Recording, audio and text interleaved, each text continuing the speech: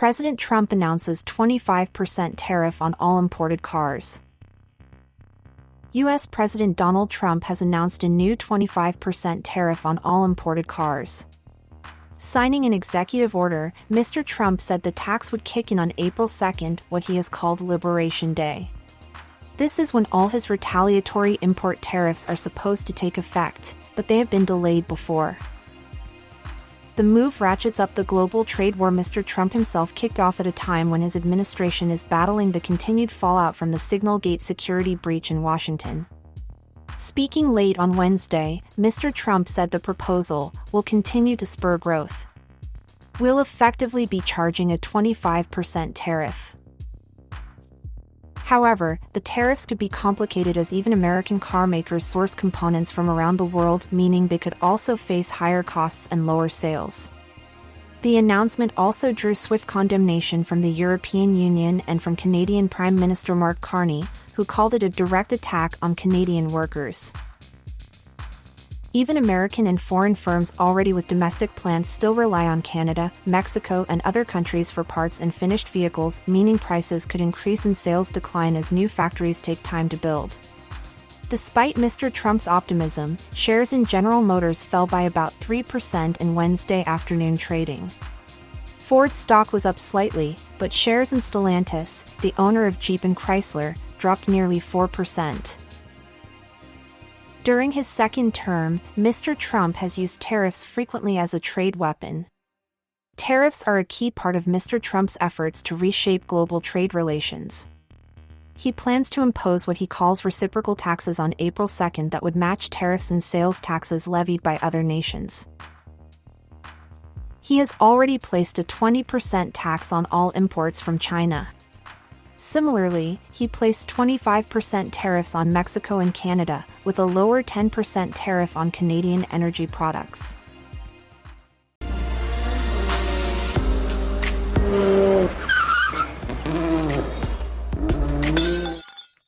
Mother arrested for using electric shock dog collar on child.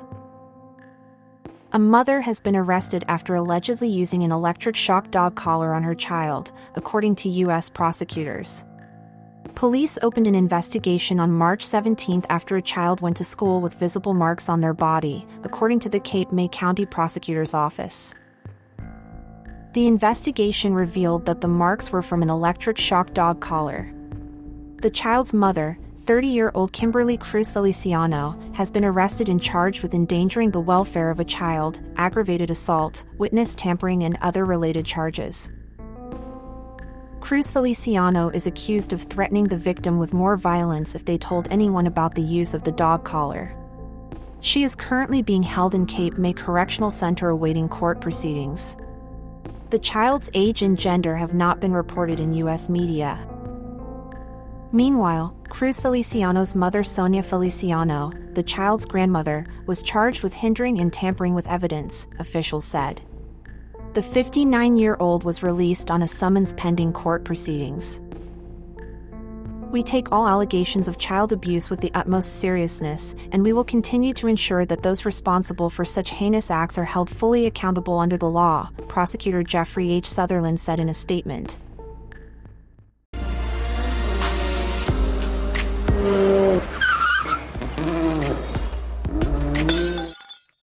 U.S. appears to be significantly increasing its military presence in the Middle East.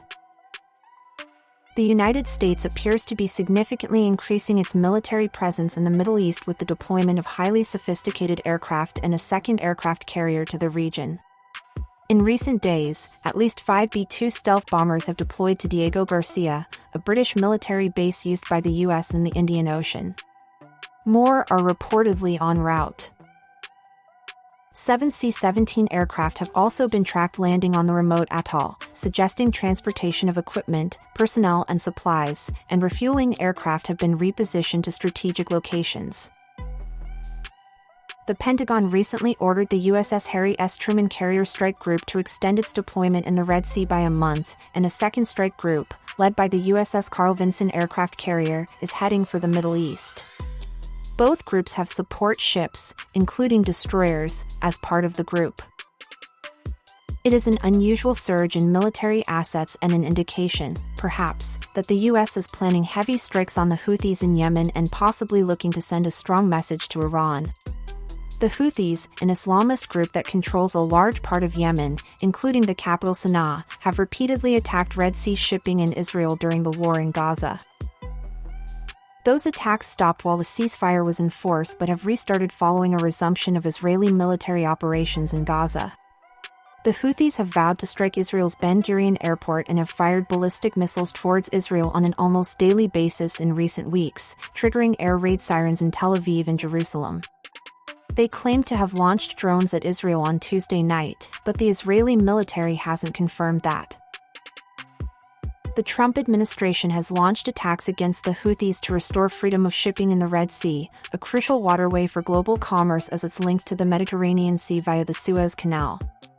The first wave of those attacks was the subject of a major security breach when a journalist was mistakenly included in discussions between senior U.S. government personnel on the messaging app Signal. U.S. Defense Secretary Pete Hegseth has promised to continue striking the Houthis for as long as it takes, and President Trump has warned Iran he might be forced to take military action against their nuclear facilities if Tehran doesn't agree to talks.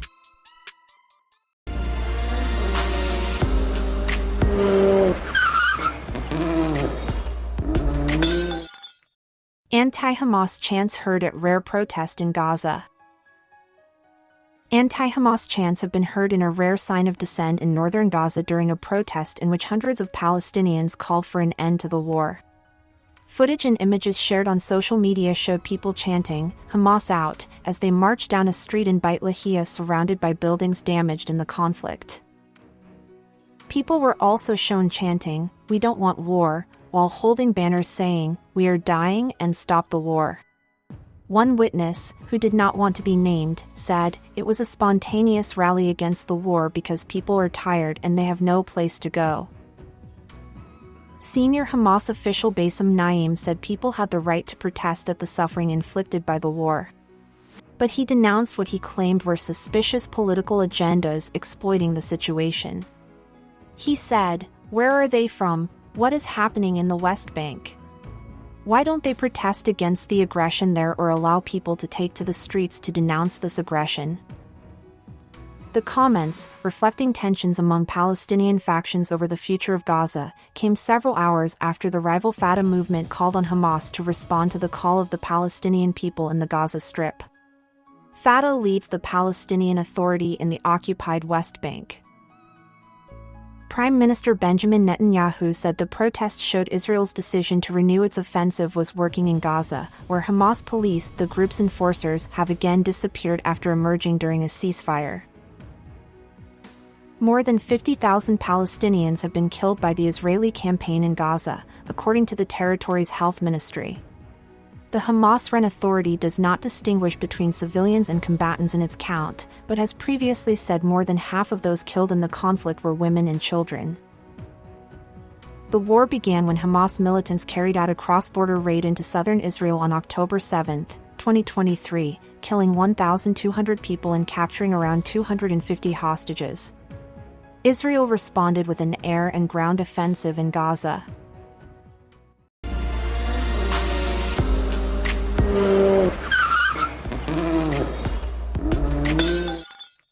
Non-folding e-bikes banned on London Tube and rail services.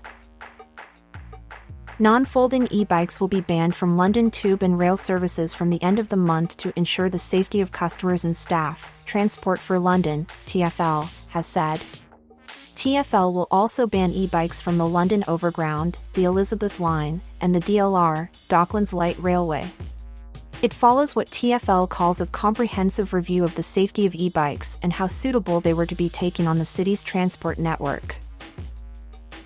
ASLEF, the train drivers' union, which has pushed for a ban on safety grounds following an e-bike fire last month, welcomed the move. Both Mayor of London Sir Sadiq Khan and TfL said most e-bikes are safe, but Sir Sadiq added that there have been a small number of incidents where non-foldable e-bikes have caught fire on the transport system, which have caused me great concern. TfL said in a statement that customers in possession of non-foldable e-bikes will not be permitted to travel on most TfL services, including on the Tube, Overground, Elizabeth Line, and the DLR. It was acting to ensure the safety of the network for customers and staff. The ban includes all non-folding e-bikes, including standard cycles that have been converted to e-bikes using conversion kits, it said. A SLEF called for the ban after an e-bike caught fire on a platform at Rayners Lane Tube Station in northwest London last month. The blaze was extinguished by London Fire Brigade, LFB, crews. In the capital, he said, "We have been seeing an e-bike or e-scooter fire every other day, on average, and we have particular concern about the risk posed by conversion kits or modified e-bikes." Fires caused by e-bikes can be sudden, incredibly ferocious, and produce smoke that is extremely toxic.